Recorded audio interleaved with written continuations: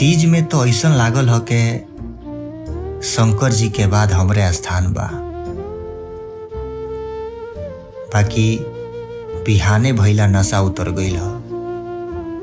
जब सुने के मिलल ह कि ई ना बुझाला के काल के भूखल बा आदमी तो एको दिन कुछ बना के खिया दी। अब आदमी यह सोचता के काल हम ही रहनी नु जे पूजात रहनी। आजे से सुनावल चालू हो गई, अभी अगला साल तक सुनते बीती। ई कैसन तीज, ई कैसन मान हो जौन पढ़ना के बाद लोग भुला जाता के काल है महादेव जी रहलन। ए मेहरारू भले हमरा ला मत भूख, बाकी साल भर भूख मत तो हमार उम्र असही बढ़ जाई।